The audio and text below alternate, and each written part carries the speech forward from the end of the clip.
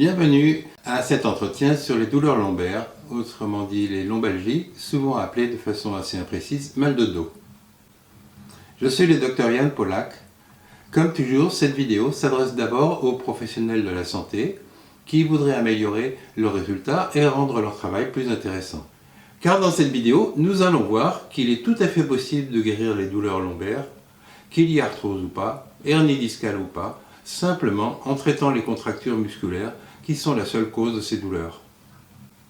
Nous allons donc expliquer ici la cause, le mécanisme et les principes thérapeutiques des douleurs lombaires et nous allons voir que c'est finalement assez simple. Tout d'abord, si vous souffrez de douleurs lombaires, sachez que vous êtes loin d'être la seule personne dans ce cas. C'est le motif de consultation chez un médecin le plus fréquent après les rhumes. On estime d'ailleurs que la majorité des lombalgies guérissent sans recours à un médecin, comme les rhumes d'ailleurs, et ce, en moins d'un mois. Cependant, entre 10 et 25%, jusqu'à un quart donc, des douleurs lombaires durent plus que 3 mois, ce qui fait beaucoup, en durée et en nombre, étant donné la fréquence de cette pathologie. Et surtout, une fois chroniques, les lombalgies durent en général plus d'1 an. Mais bien sûr, si on veut traiter les lombalgies et les guérir de façon simple, rapide et durable, il faut tout d'abord bien en comprendre la cause et les mécanismes. Et pour cela, il nous faut tout d'abord rappeler quelques notions de base qui ont pu être vérifiées par des centaines de thérapeutes depuis plus de 30 ans. La première notion est que toutes les douleurs de l'appareil locomoteur, sauf en cas de fracture ou de luxation, sont toujours dues à des contractures musculaires. Ce n'est pas juste une théorie. La pratique permet de le vérifier. Nous avons expliqué dans une vidéo consacrée à ce sujet pourquoi l'arthrose ne peut absolument pas être cause de douleurs lombaires ou autres.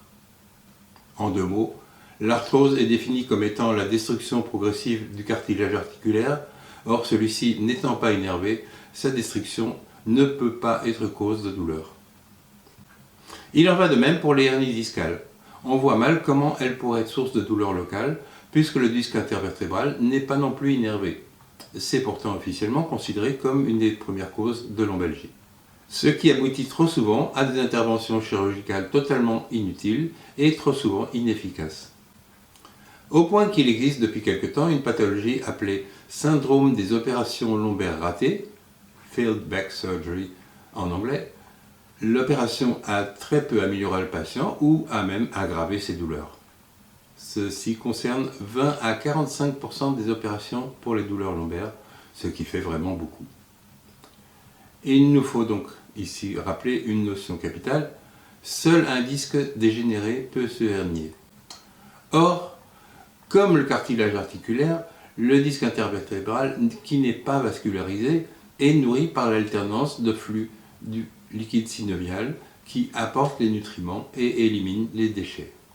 Ces flux sont provoqués par les contractions et décontractions des muscles locaux, nécessaires aux mouvements normaux de la vie quotidienne, ainsi qu'aux variations de pression dues au changement de position résultant de ces mêmes mouvements. Or, en cas de contracture musculaire, ces mouvements sont réduits et le disque est comprimé. Il en résulte à la fois qu'il est mal nourri et que les déchets sont mal éliminés. À cause de ceci, il dégénère et ce n'est qu'alors qu'il peut éventuellement se hernier. Or, en cas de douleur lombaire, c'est la contracture qui provoque aussi bien cette limitation de mouvement que la douleur elle-même. La hernie éventuelle n'y est pour rien. Pourtant, cette idée sans fondement est tellement répétée que bon nombre de patients ne disent même plus qu'ils ont des douleurs lombaires, ils disent qu'ils ont une hernie discale. C'est peut-être vrai, mais ce n'est pas la cause de leur douleur, c'est juste une autre conséquence de ce qui provoque la douleur. On sait d'ailleurs, depuis les années 1990, après avoir fait des IRM systématiques, que plus de 50% des personnes qui n'ont pas le moindre symptôme lombaire ont au moins une hernie discale à ce niveau, souvent plusieurs même, présentant les critères pour lesquels on opérerait s'il y avait des symptômes. Si la moitié des gens bien portants ont au moins une hernie discale lombaire, on retrouvera bien sûr de la même façon une hernie discale lombaire chez la moitié des personnes souffrant de douleurs lombaires. Ce n'est qu'un simple effet de prévalence sans la moindre relation de cause à effet. Pour comprendre et traiter les douleurs lombaires, Les choses deviennent alors très simples malgré les apparences. Seuls 4 muscles ou groupes musculaires toniques peuvent être source de douleur. Le grand psoas, les muscles transversaires épineux, le carré des lombes et, beaucoup plus rarement, les érecteurs du rachis. La clinique permet facilement de comprendre quel muscle est en cause, mais seulement si on se rappelle bien l'anatomie, que nous allons donc revoir rapidement dans un premier temps. Avant cela, nous rappellerons la troisième notion fondamentale, toujours confirmée par la pratique de centaines de thérapeutes depuis que nous l'avons formulée il y a 30 ans, les contractures des muscles lombaires, comme ceux des autres articulations d'ailleurs, compensent toujours des contractures post-traumatiques plus anciennes de muscles du cou ou des chevilles, installés suite à un choc au niveau du crâne ou du cou, ou à une entorse de la cheville, événement d'ailleurs souvent oublié. Voyons donc les quelques muscles dont la contracture potentielle est toujours la seule cause des douleurs lombaires. Nous avons détaillé le muscle grand psoas dans notre vidéo sur les douleurs de la hanche et montré qu'il s'agit non pas d'un muscle de mouvement, mais d'un muscle tonique de maintien de position.